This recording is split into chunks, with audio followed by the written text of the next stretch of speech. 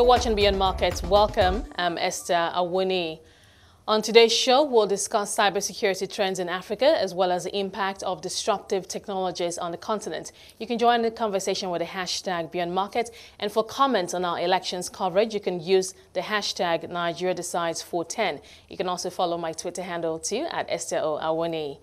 Now, high-profile data breaches and ransomware attacks were prevalent in the corporate world last year. But what cybersecurity trends should businesses watch out for this year? Maxim Frolov, Vice President for Global Sales at Kaspersky Lab, joins me now for this discussion. Maxim, thank you for taking the time out to join us. 2018 wasn't a very good year when it came to cyber attacks. It just seemed like cyber criminals were able to stay one step ahead from being detected. But for 2019, what can we expect, especially from businesses? Hey, good morning. Thanks for having me. So you're right, 2018 was a kind of eye-opener for a lot of business owners and managers to clearly see that cybersecurity is not just a boring technology story, but one of the vital elements of the entire strategy of the business. It's clear that cyber criminals and let's say dark side of the internet always step ahead from guys like us who are working on protection. However, it also comes to the strategy now. What I mean by that, it's not a protection or specific antivirus or some simple solution which is supposed to protect from anything. Now it's a mix of technology, rules, regulations, and very specific governance within the organizations. What we expect in 2019, we believe the level of attacks, the potential infections will get stronger and wider. There are all signs for that. And we clearly see the cost of incident, cost of breach, will get higher and higher. It was based on last year. It's been as high as $1.5 million for enterprise companies and as much as $200,000 for the SMB-like customers. So for you to understand, right, that if it's $200,000 loss for SMB company means they're going out of business, most likely. So will be interesting year, but good news is we and other industry members, we believe we're doing pretty advanced and visionary job already to advise on time what the right strategy for each type of organization. Would you say that companies, especially the big companies, will be willing to make that extra investment in 2019 if need be to stay ahead of these cyber criminals? I know that, technology is evolving, and with each passing year, there are better tools at the disposal of companies to use to protect themselves. Absolutely. So it's not prevention anymore. It's also detection, it's prediction, which require highly skilled professional resources, which becoming quite a shortage all around the globe and Africa in specific to find the relevant profile of the security operation managers and security professionals is getting a big challenge. But what is good news is we clearly see the understanding that cybersecurity is a part of risk management portfolio when company build their strategy, build their investment, build their P&L for next year is in. There is a top of agenda in literally every single organization. The important thing is what they're going to do about that. If they're ready to hear the right advice for the right strategy, we hope so, or not. Because losses will just keep rising, as I mentioned already. That being said, I've also heard some IT experts say that this year they believe that many of the cyber criminals are going to shift their focus away from big companies on the continent who have been implementing and can afford the new tools at their disposal to protect themselves to SMEs, to smaller companies who are just beginning to become more aware of the threat to cybersecurity to their businesses and perhaps may not be able to afford those sophisticated tools to detect cyber threats. Are you of that view too? Hey, I would agree with that. The key challenge SMB companies have is, like you mentioned, it's lack of resources to lack of investments, but most importantly, the key driver of the digital transformation and the cloud transformation. And most of cases, migration operation toward the cloud goes without cybersecurity in mind, and cyber criminals pretty much aware about that. So we clearly see surface of attack definitely will expand toward SMBs because they're in a cloud, they're more digital than most of corporations and clearly using more mobile services than the largest corporations today. What about the role of government here? I mean, earlier you talked about regulation, talked about providing adequate, having those conversations or at least putting policy in place to also ensure protection for some companies. What kind of conversations are we hearing? And would you say that cybersecurity, cyber threats are being given the attention that it deserves at the highest levels of government on the continent?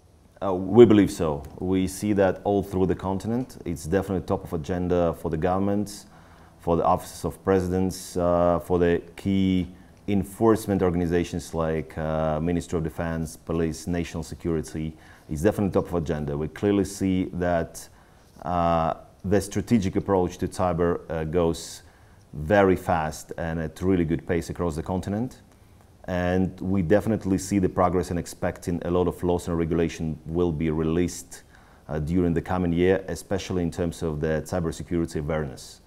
What I mean by that is largest organizations, especially government organizations or critical infrastructure organizations, they, in our modern world, they require to be certified the employees at least once a year, better twice a year, on awareness, what threat is about and how to deal with that. There are very scalable solutions now which can close that gap of education, but it all comes from regulation. Because one thing we got to keep in mind, wherever investment in technology, any company or organization do, people still weakest link. And cyber criminals know that. What about cybersecurity awareness training among company staff? Would you say, because I was reading an article where some of the analysts that said that the percentage of global organizations conducting continuous cybersecurity awareness training among their staff is actually quite low. Is that the same case on the African continent? It's absolutely true. It's very low adoption yet. And understanding of that, hopefully getting a lot of attention. What would require to make this journey successful is, number one, specific law regulation and enforcement policy across countries. Number two is have awareness as a technological solution and a process as a part of the cybersecurity strategy. It goes exactly in. It's not like additive, it's an integral part of it.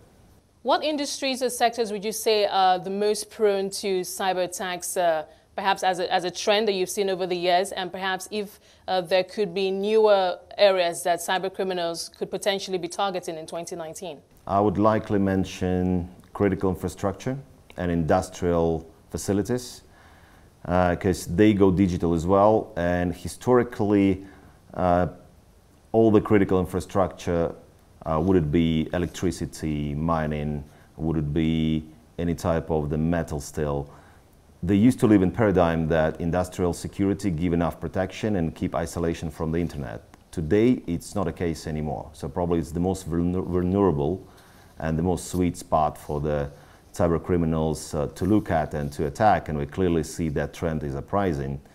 And the effect, negative effect from that can be as brutal as a national catastrophe. Can you imagine what's going to happen if a nationwide power generation provider will be attacked and blocked from their operations and some big ransom can be requested? So we clearly see these cases uprising globally, and we believe in Africa that will become one of the key threats, because number of industrial facilities, number of critical infrastructure which heavily influence to the, I would say, how livable countries are, how well they can be sustained. So definitely in the top of agenda of criminals. And what I've also heard is that, at least here in Nigeria, the e-commerce space is a very good likely target. We're seeing better and greater increasing connectivity, especially on mobile phones, people making purchases on their mobile devices and mobile phones, and more people, acquiring more mobile phones, acquiring more smartphones, and just having all those transactions on their phones, not just for e-commerce companies, also banking platforms. We're seeing a lot of that here in Nigeria. And here in Nigeria, just a few days away, I think the Cybersecurity Experts Association are going to hold a conference here, and that is going to be key on their agenda. They're worried about, people, the more number of more people here in Nigeria getting onto the banking transaction platform of so many banks here in the country. So they believe that that is a bigger threat for Nigeria. What are your thoughts on that? E-commerce, we're seeing these companies, the potential increasing in billions of dollars every year here on the continent. And what we're hearing now is that it could also be a very big threat for them. Would you say that there's also in that space adequate protection, adequate awareness as to the kind of threats that they're facing? We clearly see that because, unfortunately, the convenience of e-commerce generates just expansion of the surface of attack, and the cyber criminals pretty much aware of that. They're targeted properly. So they don't just use the hacker tools or strategies to crack specific transactions or bank accounts. They definitely use social engineering to get into accounts of specific consumers. So what we can recommend here, only two things. Number one is definitely make sure that every single consumer who is a customer of a commerce platform is properly protected. And specifically in Nigeria, we see telecom doing a really good job about that. We see the strategy they're building is progressing super fast. We are part of that conversation. Really happy to help there. And the second thing is, again, awareness, which also can be done and should be done by telecom operators as the key providers of connectivity for e-commerce. Maxim, we'll take a short break. Well, thank you for your time so far. We'll come back, focus on other disruptive technologies space for 2019. I've been speaking to Maxim Frolov, he's the Vice President for Global Sales at Kaspersky Lab. If you're just joining us, Maxim Frolov, Vice President for Global Sales at Kaspersky Lab, is with me today, and we're discussing cybersecurity trends in Africa. Maxim, thank you for your time so far. Let's move over to other disruptive technologies and what we can expect in 2019. We've talked a lot about artificial intelligence, but what we understand is that it's been mostly, or a lot of that has been machine learning. We're still a bit away from artificial general intelligence. There's been several conversations on the threat of artificial intelligence, especially as it relates to job security for millions of people, not just in Africa, but across the globe. What are your thoughts in terms of what those trends are with AI and what we can expect in 2019? So first of all, interesting thing that AI and specifically machine learning being for a long while an integral part of threat intelligence for the most of cybersecurity companies, including us. So in fact, the way detection rate is that good is because of machine learning. So absorbing a lot of big data all around the world from security network is actually allowing to improve protection. I agree with you that generally AI is probably as far from us like decade. So all the machine learning have a lot of practicality today, but it's still far away from real artificial intelligence. In terms of the disruptive technologies which we should expect within the 2019, I definitely see that practical AI application and a big data usage will keep going and developing. That will become part of the government-owned platforms, largest e-commerce platforms for sure. All the banking ecosystem will work on that because there is no other way to tailor specific proposals. And actually the digital transformation, especially digital marketing, the way it works today, is driving importance of machine learning, AI, and a big data usage a lot. So we would see that expanding, means that will increase the usability of anything goes around the internet. Means the portion of online sales transactions and a different type of activities of consumers there and B2B companies will keep increasing, which will raise up the question how security will be managed. Well, what is your outlook for regulation? It's important that, a lot of these machines, these robots, some of some of which do jobs that usually will be done by humans, of course, are programmed with data. So I know that there are conversations around how this data that are infused into these machines are protected, in terms of their usage. Are there conversations, especially at the government level, policy level, on how this data will be protected, and just general overall regulation? Perhaps you could give us an example from South Africa. So I think, we clearly see that science, and we being a part of that conversation, that across Africa we would see a lot of new regulations introduced similar to European GDPR, the data protection, which will be a pretty big deal and definitely enabler for e-commerce. At the same time, will play a crucial role in a protection. Secondary, we believe that regulation in terms of the disruptive technology, would it be blockchain, cryptocurrency, definitely coming. But I need to notice the blockchain and cryptocurrency itself, that's probably very premature story. I don't think it will be 2019 story. However, the cryptocurrency option, the one currency for United Africa similar to European Union, that's probably one of the scenarios to look at, which might be more realistic than we think. Okay, but in terms of how blockchain, for instance, is significantly impacting on how businesses are performing right now, helping to improve the bottom line, and perhaps just general efficiency across the business line, what can you tell us in terms of those significant changes or differences that have happened so far, and how much more we could see in that regard in 2019? I still think that a public blockchain is a very premature technology. I don't think we would see the breakthrough there, but we'll see first early signs of interoperability of blockchains, especially private blockchains, like mid-layer, which will connect all of them and will be capable to drive transaction between different blockchains, because that's one of the things which stop in scalability today.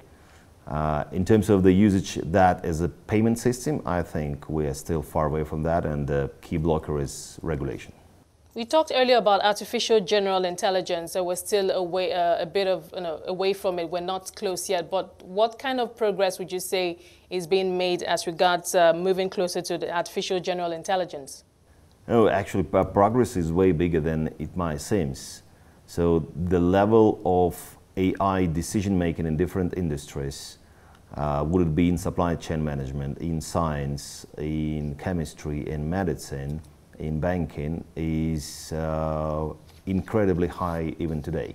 And it just keep growing up. Investments into AI done by, let's say, largest conglomerate around the world, simply enabling that technology to be developed and adopted all across the world. And I think Africa is one of those regions, one of those continents, which definitely has an opportunity to jump over a few decades of technology adoption, which happened all around the world already, and adopt the modest technology faster than anyone else. Just think for a second, the way Africa using mobile payments is probably highest in the world even today. It's interesting that you mentioned that, because I was just going to ask about opportunities for Africa to leapfrog.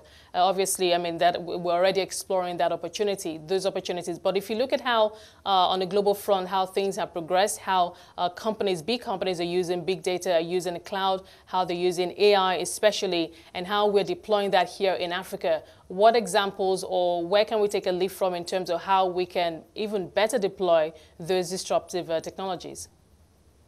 I think, first of all, it's definitely next generation and evolution phase for the mobile payments, because like I mentioned, Africa definitely leading the way in terms of progress there.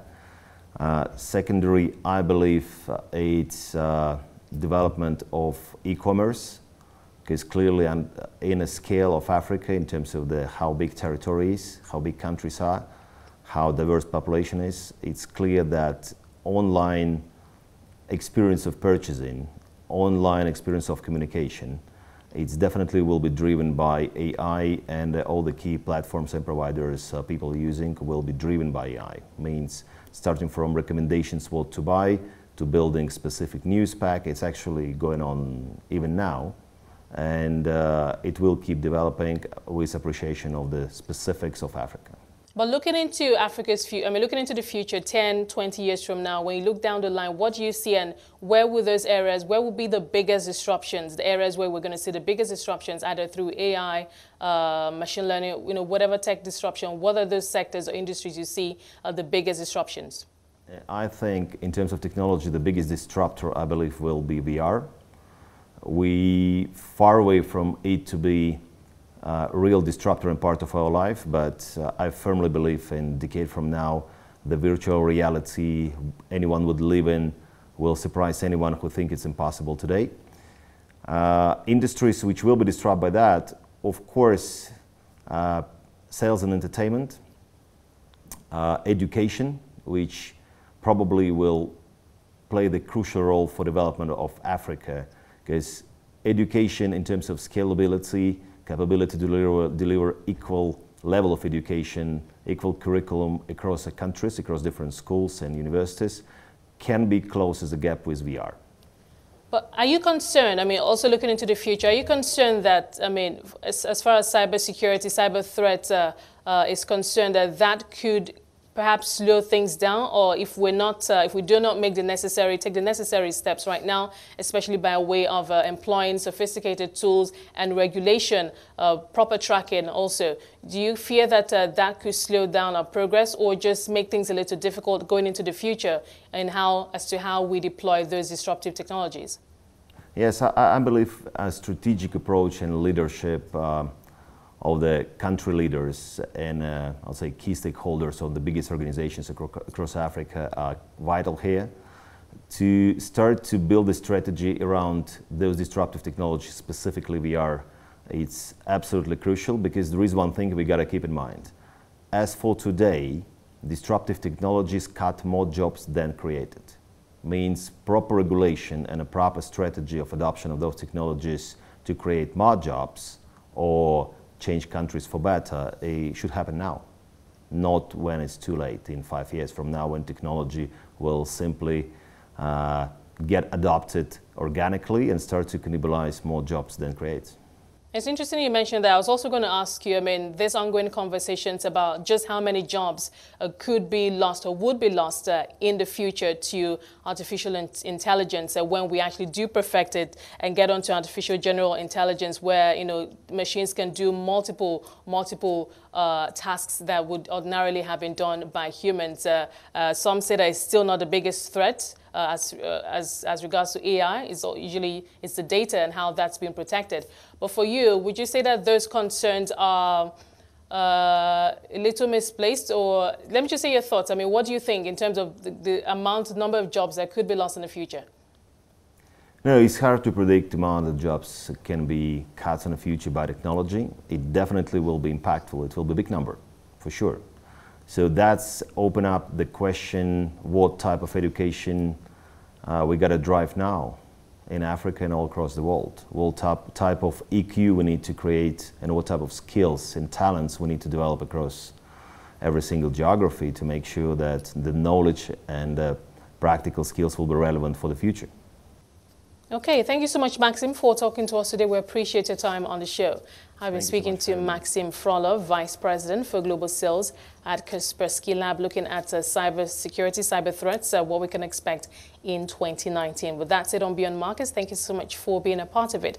Remember, you can watch the show at 5 p.m. West African time daily and have access to all previous episodes of Beyond Markets on our website, that's cnbcafrica.com. You can also stay engaged with the hashtag Beyond Markets, and you can send tweets to my Twitter handle too, at Esther O. Awuni. From myself and the team, it's bye for now.